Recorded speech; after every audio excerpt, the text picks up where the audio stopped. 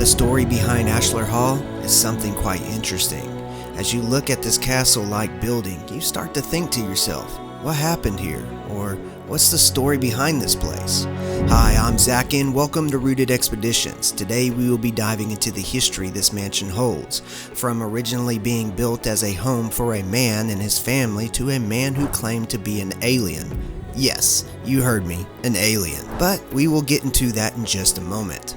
This castle that was built and left to decay has finally found an owner worthy enough to take on the task to bring it back to life. With odds that might seem too difficult to face, this new owner proved that what many said was impossible was made possible by one man's dream, which became a reality. Stick around to find out what happened. Hit that thumbs up and let's take a look into the events that shaped this building today. Built in 1896, this 11,000 square foot mock castle sits in Memphis, Tennessee on 7 acres at the time, and the home was built for a successful and well-respected real estate developer by the name of Robert Snowden. The mansion, when it was finally built, cost Robert about $25,000, which is about $725,000 in today's dollars. The mansion is 2 stories, which this building also includes a basement and an attic, which was used for the servants' quarters. Robert named the castle Ashlar Hall, which the name Ashlar came from the ashlar stone that was used for the home. The stone was barged in from Indiana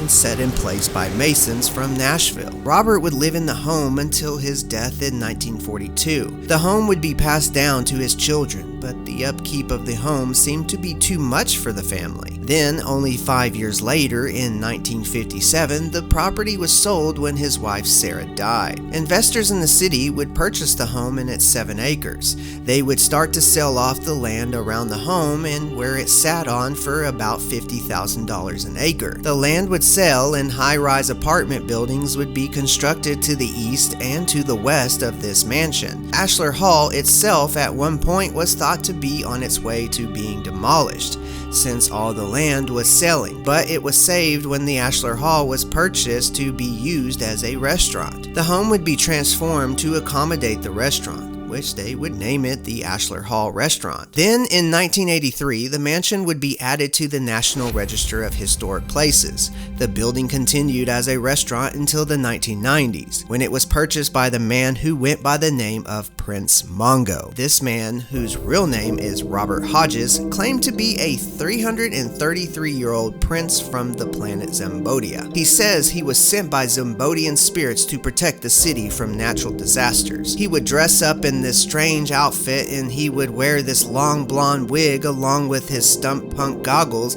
and he would always run for mayor but would never get enough votes to win. He would turn the restaurant into a nightclub in the early 1990s, which the castle would become well known by many people in the area by the wild and crazy parties they would have. Police were constantly being called out by neighbors complaining because of the loud noises.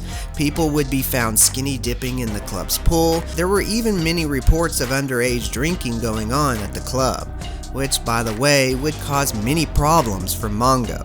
Due to the amount of complaints, the fire marshal would change the nightclub's occupancy inside the castle from 451 to 88. When this happened, Mongo, to get even, would end up dumping about 800 tons of sand in the parking lot to move the party outside. That's a lot of sand. Moving on. This would not last long, as Mongo seemed to face many problems with the city and had no choice but to shut down the castle for good. The mansion would sit abandoned for many years, decaying away. That's until 2016, when a new owner came in, Juan Montoya. Juan, his wife, and his 2 daughters had moved from Colombia to come to the United States in the early 2000s.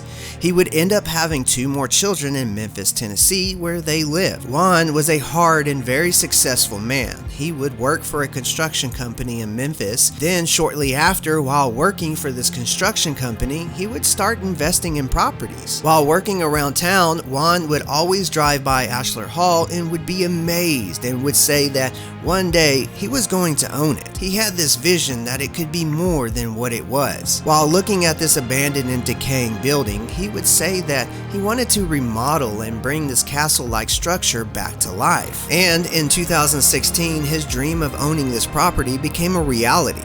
when Juan Montoya bought this property for $59,000. That's not including all the taxes and legal fees that came with the property. His plan was to spend about $400,000 to make this mansion fit and ready to open, but so far he has spent close to $1 million to get it into the condition it is now. They spent about $80,000 alone to just fix the stones that needed to be replaced. The castle today sits with 19 rooms, 7 bathrooms, and is over 11,000 square feet. That's a pretty big building. Juan has already made progress in repairing the structure. He believes after the repairs and renovation is done, the building can serve as an event venue. Juan has done a lot of work himself, but has also hired help in hopes to get this place up and open by the end of this year in 2022. I had the privilege to explore Ashlar Hall and meet Juan and his eldest daughter Ingrid, who is helping him with this location. The building has already made a huge leap in its appearance from where it once stood. The community had their doubts about the building being completed in the beginning, but now since so much progress has been made and people have seen how much hard work Juan has put into this place, he has gained a lot of respect and support from the community. I look forward to seeing what this building will look like once it's finished and open to the public. What do you think? If you would like to see this place, I will leave information in the description below. Here's a little bit of history for you. Hit that thumbs up. Peace, I love you, and as always, God bless.